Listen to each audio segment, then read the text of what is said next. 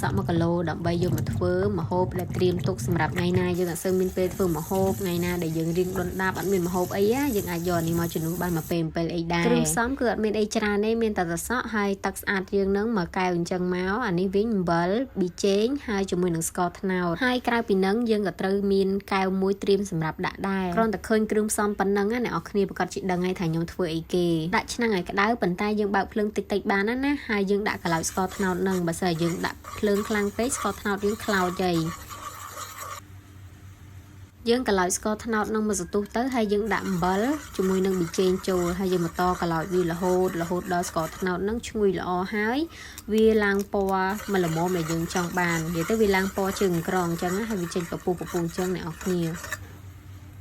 កន្លោចវាឡើងពណ៌ប៉ុណ្ណឹងទៅហើយវាឡើងពពុះអញ្ចឹងយើងចាក់ទឹកចូលទឹកហ្នឹងយើងប៉ាមកល្មមសម្រាប់ត្រាំទឹកសក់យើងដែលមានណាហើយយើងបន្តដាំទឹកហ្នឹងរហូតដល់វាពុះល្អដល់ពេលទឹកយើងពុះល្អប៉ុណ្ណឹងហើយយើងបិទភ្លើងហើយយើងទុកវាមួយឡែកសិនទុកវាឲ្យនៅត្រជាក់អ៊ុនៗណាបន្ទាប់មកយើងមករៀបចំទឹកសក់យើងដាក់ចូលទៅក្នុងកែវដើម្បីត្រាំនិយាយទៅរបៀបធ្វើជ្រក់ទឹកសក់នេះគឺងាយអ្នកនរគ្នាបើគ្រឿងផ្សំវិញគឺមាននៅក្នុងផ្ទះយើងស្រាប់ហ្មងទិញទឹកសក់មកយើងធ្វើបានហើយរៀបចំទឹកសក់ដាក់ចូលក្នុងកែវហើយយើងមកមើលទឹកយើងម្ដងទឹកហ្នឹងបើសិនជាអ៊ុនហើយយើងអាចយកវាមកចាក់លើទឹកសក់នឹងបានហើយប៉ុន្តែខ្ញុំបញ្ជាក់អ្នកនរគ្នាជ្រក់ទឹកសក់នេះងាយស្រួលធ្វើមែនប៉ុន្តែបើសិនជាអ្នកនរគ្នា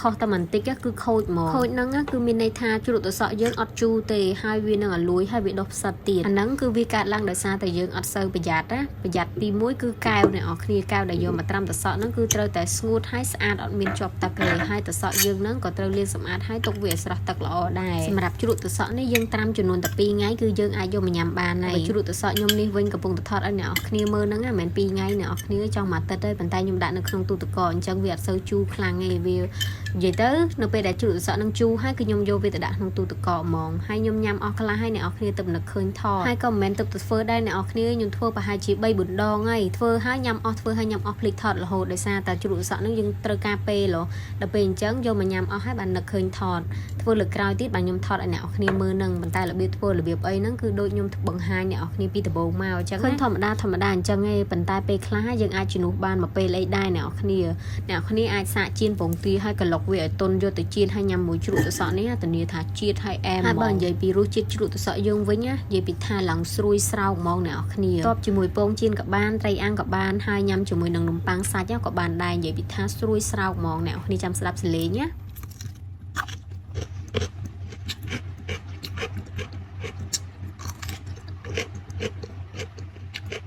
អ្នកនរគ្នាស្ដាប់បសលេងនៃខ្ញុំតាពីនឹងទៅអ្នកនរគ្នាដឹងថាស្រួយប៉ុណ្ណាហើយជ្រក់ទឹកសក់នេះអ្នកនរគ្នារើអាកាន់តែទូចគឺកាន់តែឆ្ងាញ់